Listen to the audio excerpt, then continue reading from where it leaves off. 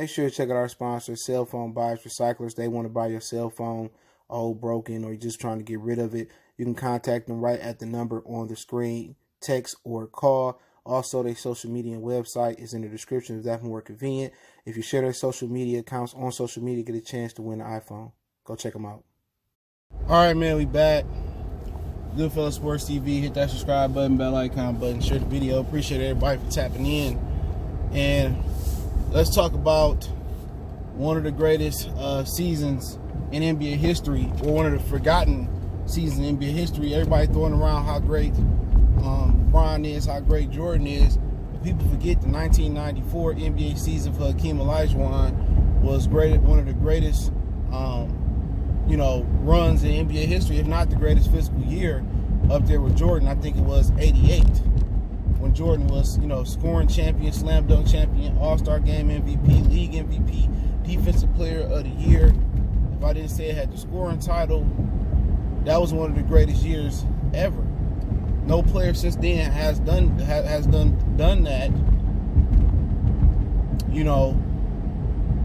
ever. But Hakeem Olajuwon may have one up Michael Jordan. But let's talk about it. Retro Hoop Series. I'm adding on to the playlist. Check out the Retro Hoop Series if you missed any of the previous videos we've done there. I'm just trying to educate, younger basketball fans with the playlist and Retro Hoop Series. They don't know much about basketball because there's a lot of y'all out there. All right, and for my OGs that know about basketball, salute. But yeah, man, that was the greatest year for Hakeem Olajuwon. For many, many reasons why. You can talk about LeBron in 12. LeBron in 12 was NBA champion. Defensive first, all defense first team. I mean, you could just keep going on and on. He was the MVP that year, Finals MVP. But one thing he didn't have was the Defensive Player of the Year. And one thing he did have is 2 other All-Stars. People wanted to diminish what Chris Bosh was. Chris Bosh was very, very important to that team. And people say, why is Chris Bosh so important? Because he did the dirty work. Chris Bosh was what Dennis Rodman was to the Chicago Bulls. Now Chris Bosh had more to offer, but LeBron, he hurts big men. You know what I'm saying? He turns you into a spot up 3-point shooter. And that's one of the reasons, Kevin Love kind of, diminished his career because he wasn't able to work his block game like he needed to work his block game. But with Hakeem Olajuwon, he did all this without another All-Star. Otis Thorpe, I think, is the only player Otis Thorpe and Sam Cassell are the only 2 All-Stars that was on that first Houston championship. They weren't All-Stars that year. Cassell didn't become an All-Star until 10 years later, I believe, on 2004, when KG, Sam Cassell, and Latrell Sprewell had that run to the Western Conference Finals, and Kobe and Shaq stopped that shit. I was mad as hell because Garnett was one of my favorite players. Him and Iverson and Reggie Miller, man, I rooted like hell for them outside of Detroit. All right, so that's and then Otis Thorpe was an All-Star in like 92, 93, and that's it. He played for the Pistons for a minute. Shout out to Otis Thorpe. But other than that, one of the All-Stars, my friend was like, well, he had shooters. What the fuck that mean? He had shooters. These LeBron dudes try to make, and Jordan dudes try to make all these excuses. This dude didn't have a Kobe. He didn't have a Penny. He didn't have a Dwayne Wade. He took a team to the championship on his back without another All-Star. In 94, what he did? MVP. Defensive Player of the Year.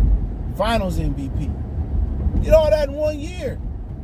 Obviously, all NBA first team. All that. 94 might have been the greatest year for an NBA player ever that nobody talk about. And then, man, I said it wasn't a Bosh, wasn't a Wade, wasn't a Kobe, wasn't a Shaq, wasn't nobody next to this dude. Wasn't no Anthony Davis. Not to diminish Mad Max and Sam Cassell and Ori and Otis Thorpe. They was a good team. But people talking about the help. Oh, big man can't do it by himself. He can't take it. Yeah, well, Hakeem Olajuwon did it without another All-Star. And did I mention that he dominated? Well, that was the next year he dominated Shaq. He dominated the Knicks the first year. Olajuwon did that. When Olajuwon is 2-1 in finals, I think they lost one in the 80s when they had Rob Sampson before the injury. It's one of the greatest years ever. But you wouldn't know it because of the media. You know what I'm saying? You wouldn't know it. They don't speak about stuff like that. It's like Hakeem didn't exist. And people talking about who would go, who this and that to go. Man, Hakeem, he was the only guy to get something in the Jordan era. Now it's disputable. A lot of people dispute if would Jordan had beat them or would they have beat Jordan. It would have been a great series. Great series, but Olajuwon was one of the best post players of all time. From a technical, fundamental standpoint, I would say Kevin McHale had the best block game, him and Bernard King. From a flashy, athletic standpoint, Hakeem Olajuwon had the most complex and flashy block game. Because some of the things he can do with the ball fakes, the pivots, the drop steps, you can't, man. Your average big fella can't. No, your extraordinary big fella can't do it. Anthony Davis can't do it. Karl-Anthony Towns can't do it. They don't have the discipline to sit on the block. You know what I'm saying? And if they did, they ain't got what Hakeem Olajuwon got, that it factor. Everybody want to shoot threes and shit. When a big man dominate the block, the threes will come. Kenny Jet Smith was hitting his shit. Sam was hitting his. Ori was hitting his. He did that without another all-star. That's not to diminish the other players on Houston. They played their role. They for sure played their role, but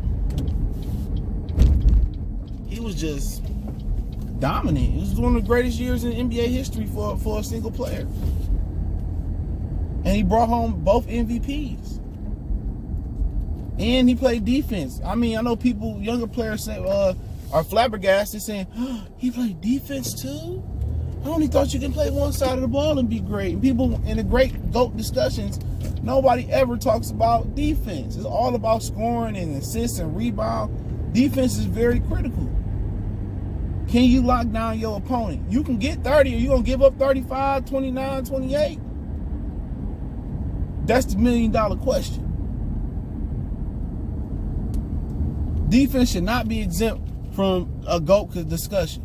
Hakeem defended, Kobe defended, Bron defended at a point in his career. He made all three defense first team 3 times. You know what I'm saying? But he never was that elite dude, that defensive player of the year. He never was. He never. And all of a sudden, he had more help than a lot of these guys ever had.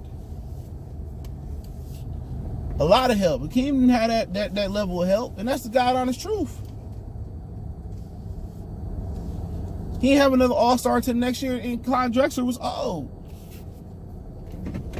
He was an older dude, coming into his own and stuff of that, coming there to try to win a ring. He did his part, but in '94, Olajuwon was that guy.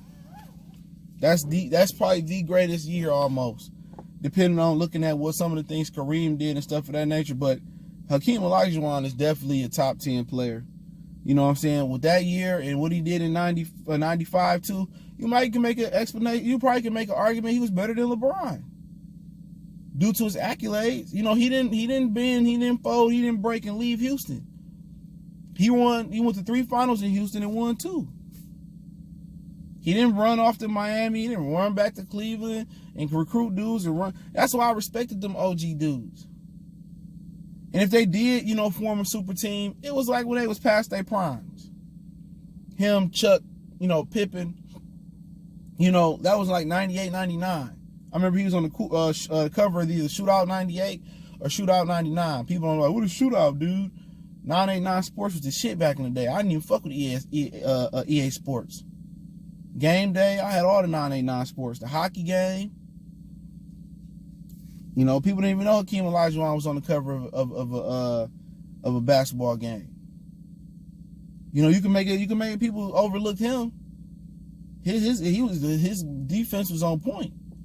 How he held down Shaq in 95, and then him and Shaq was supposed to battle one-on-one on pay-per-view after that shit happened for $1 million.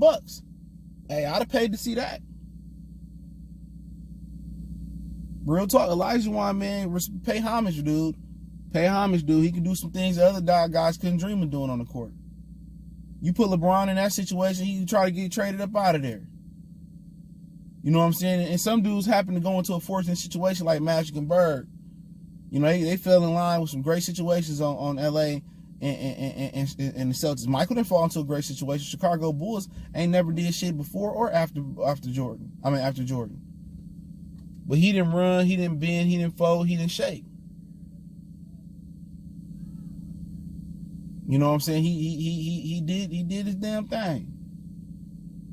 So let me know what you guys think about the 94 Hakeem Olajuwon season. Don't forget me on Facebook, Instagram, Twitter. You can reach out if you got business question, inquiry, sponsorship, video requests. Keep sharing the videos. Don't forget to check out the Retro Hoops series playlist. Want to make a donation, Cash App, PayPal, subscription. Best way to donate is share the video. And you can check out our NBA Talk playlist for our NBA content, NBA 101, our live content. Don't forget you can find me on Twitter, Facebook, Instagram. Twitter's the fastest way if you want to get in touch with me and DM me. If you got business question, inquiry, sponsorship, video requests. Appreciate the love, support. All those social media links in the description. We gone.